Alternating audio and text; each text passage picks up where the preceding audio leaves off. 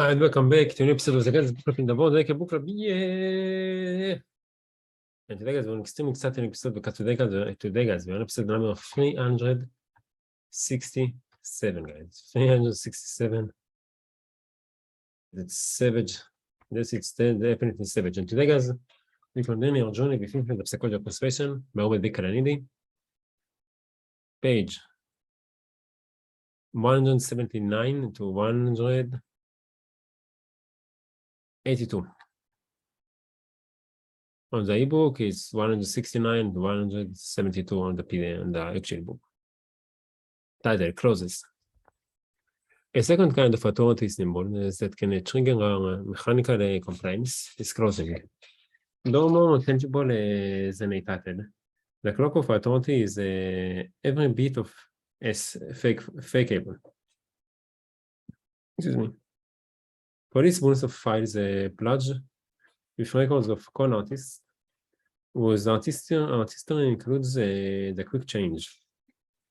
In a seminal style, the dogs are hospital white, hastily black, army green, or police blue that the situation requires for maximum advantage. Only too late do their victims realize that the grab of authority is hardly its guarantee.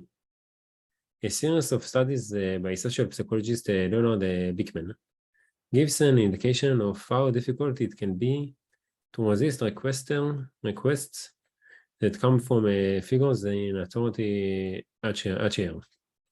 Bickman's basic procedures was to ask passerby on the street to comply with some sort of fraud request. To pick up a discarded paper bag, to stand on the other side of a bus stop sign.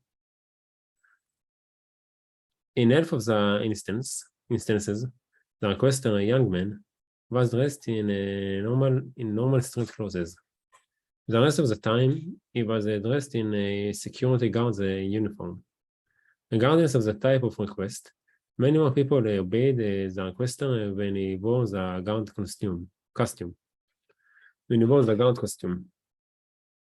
Especially revealing was one version of the experiment in which the requester stopped pedestrians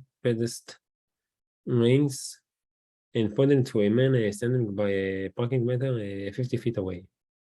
The requester, whether dressed normally or as a security guard, always said the same thing to the pedestrian. You see that guy over there by the meter? He is overparked but doesn't have any change. Give him a dime. The requester then turned to a corner and walked away so that by the time the pedestrian reached the meter, the requester was out of sight.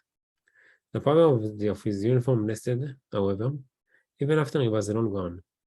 Nearly all the pedestrians complied with his directive when he had worn the guard costume, but fewer than half did so when he had dressed normally.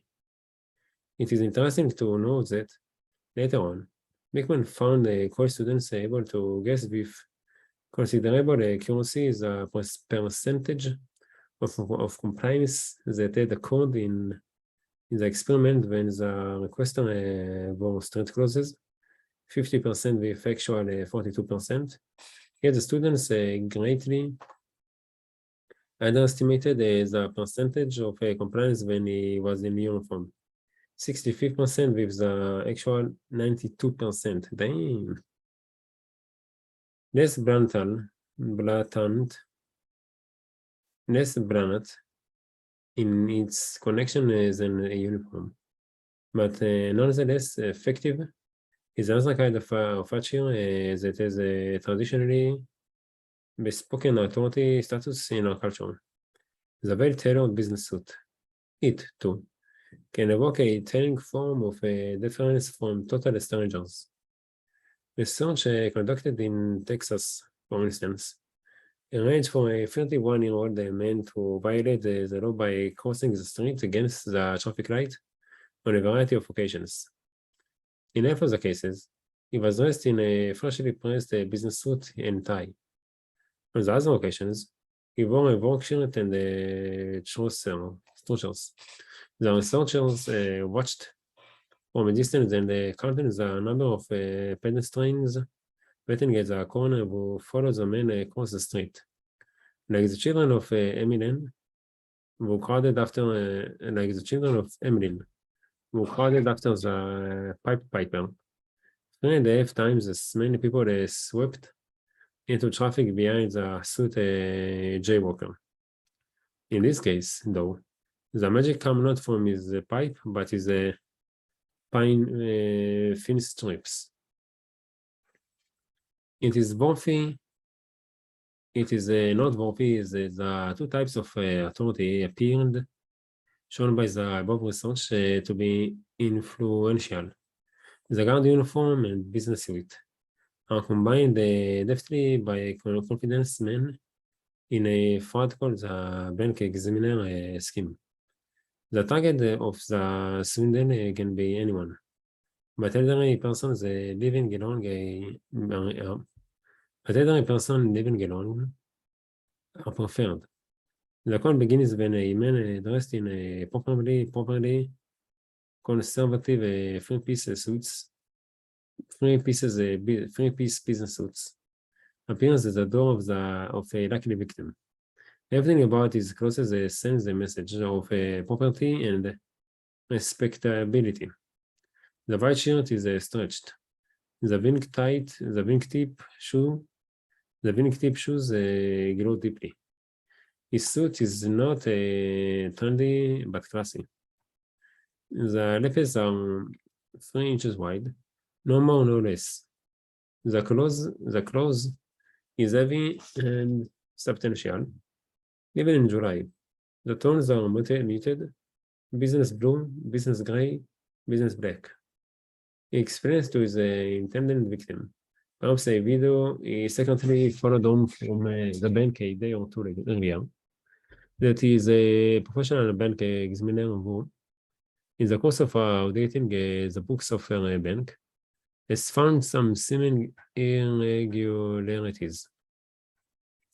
He thinks he has spotted the culprit, a bank officer who is regularly doctoring reports of transactions in certain accounts.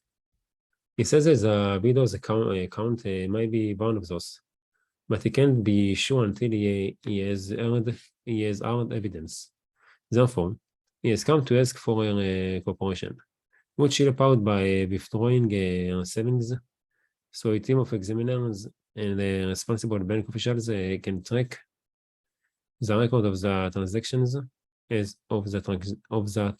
transaction as it passes across the suspect's desk. Often the appearance and the presentation of the bank examiner are so impressive that the victim never thinks to check on their validity with even a simple phone call. Instead, she drives to the bank, withdraws all her money, and returns home with it to bed with the examiner for word on the success of the trip. When the message comes, it is delivered by an uninformed bank guard, who arrives after closing hours to announce that all is well. Apparently, the widow's account was not one of those being tampered with. Greatly relieved, the examiner offers a gracious thanks and, since the bank is now conveniently closed, instructs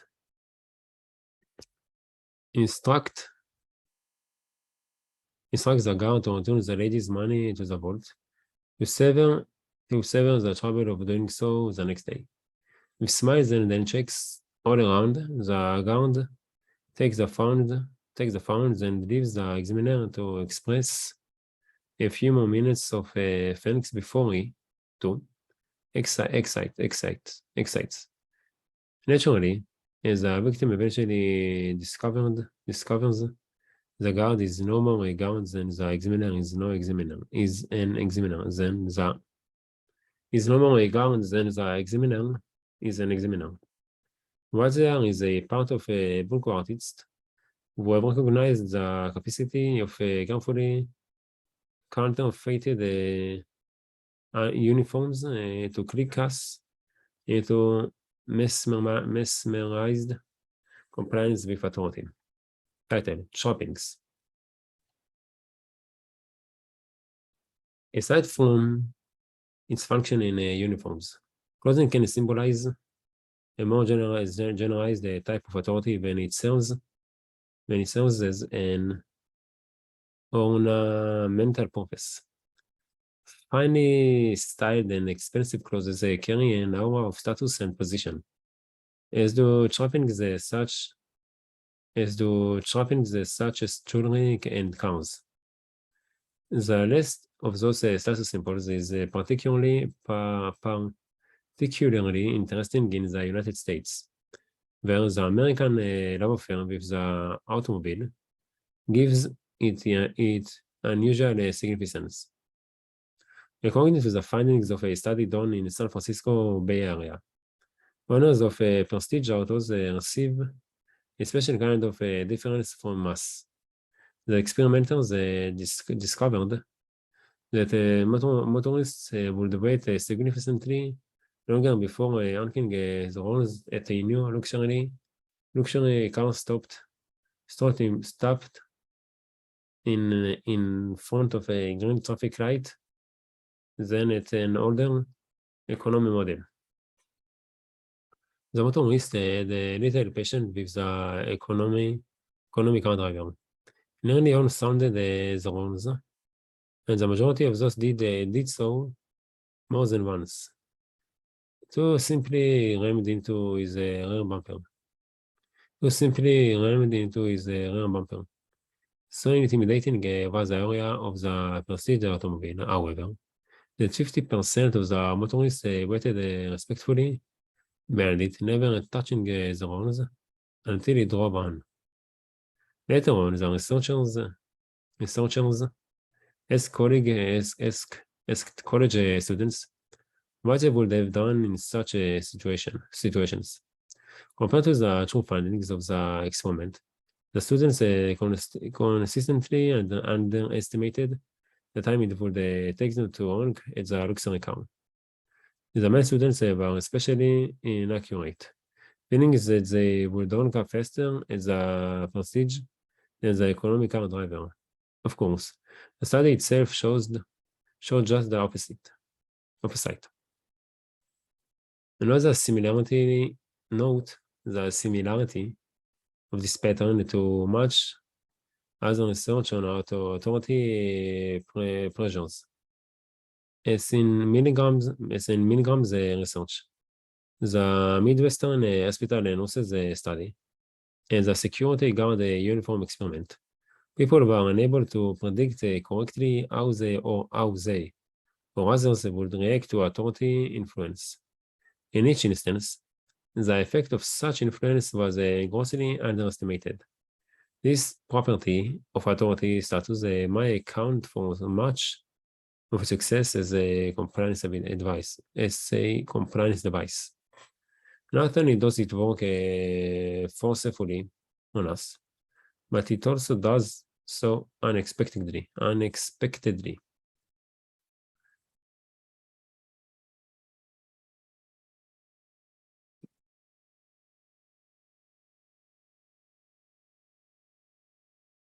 Guys, guess what? This is the end of the episode. So guys, thank you so much for joining me. I'm going to put effect to choose to invest with me, and I can't wait to see you on tomorrow's episode of the Guns Book or the Guns Book Club in the world, the book club.